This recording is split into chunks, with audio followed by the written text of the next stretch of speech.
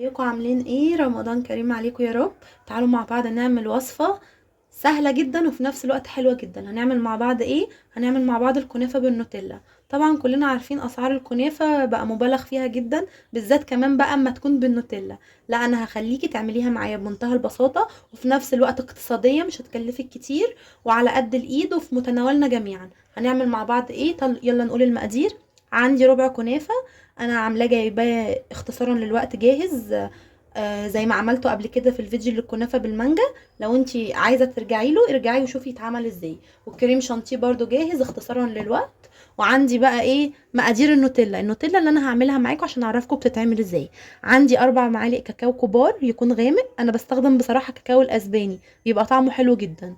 وعندي كوبايه لبن، زيها كوبايه سكر، زيها كوبايه زيت. اهم حاجه ان اللبن يكون معاكي سخن جدا عشان يدوب السكر. وعندي بقى ايه التركه دي بتخليها انها بالبندق يعني، وهي مش بالبندق. هنعمل ايه؟ جايبين اللي هو الكابوتشينو اللي هو بالبندق، عندي ظرف منه. وعندي فانيليا سايله. ودول بقى للتزيين حبه بندق صغيرين، شوكولاته شيبس. يلا نبتدي بقى نعمل مع بعض النوتيلا ونرجع نعمل الكنافه مع بعض.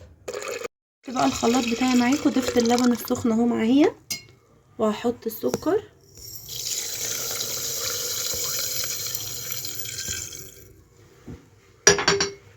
وهضيف الكابوتشينو اللي بالبندق معايا، وهضيف الكاكاو. كل ده مره ايه؟ واحده.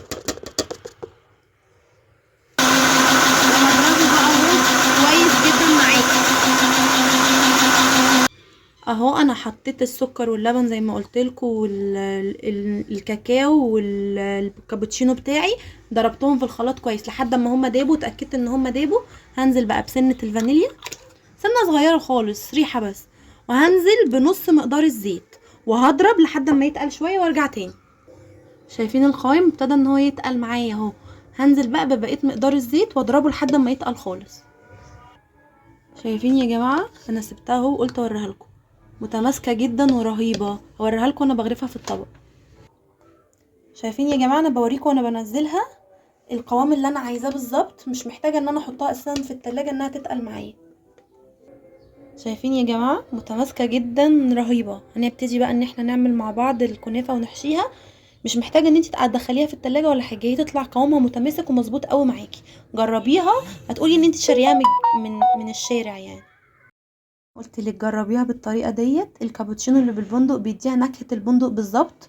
جربوها هتلاقوها تحفه. يلا بقى نبتدي نعمل مع بعض الخطوات.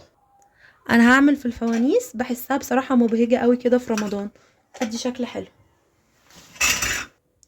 نبتدي بقى نعمل ايه؟ طبقه من الكنافه كده صغيره فيهم كلهم، طبقه بسيطه خالص، طبقه بسيطه خالص. ونعمل طبقه من الكريمه،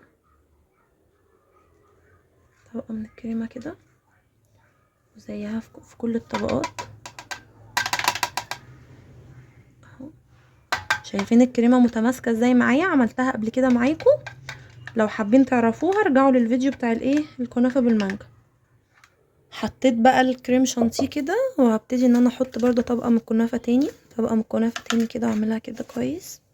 طبقه من الكنافه تاني اهو.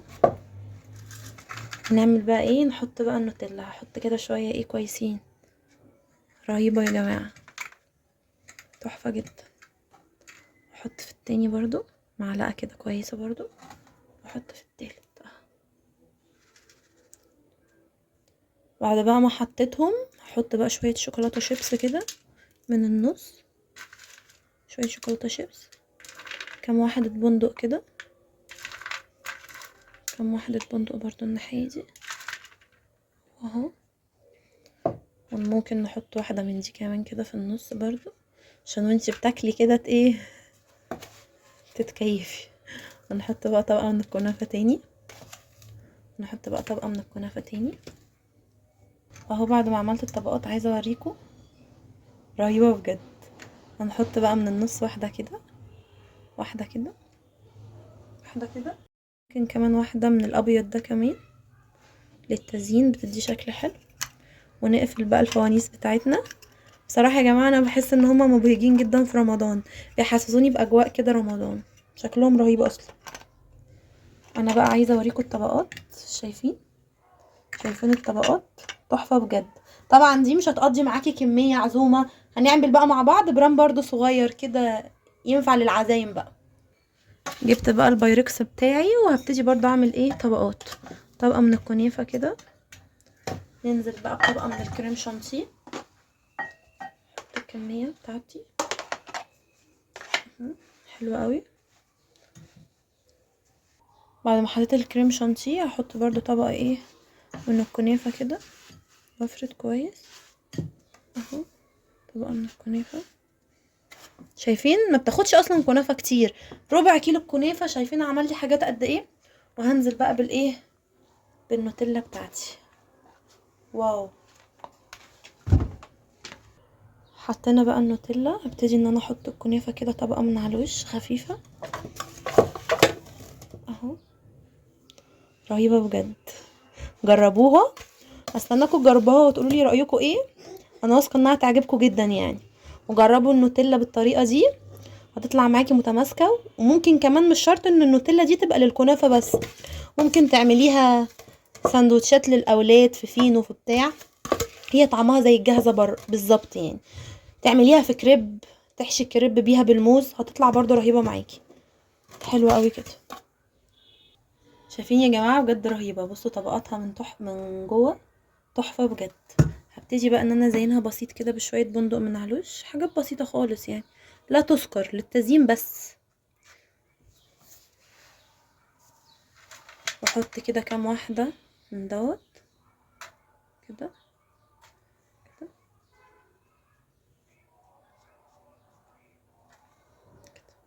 يا جماعه بعد ما جهزت انا زينتها بشويه شوكولاته شيبسي كمان من الطروف، تدي منظر بجد رهيبه. هستناكم تجربوها وتقولوا لي رايكم ايه. جربوها هتلاقوها تحفه جدا. كل سنه وانتم طيبين ورمضان كريم.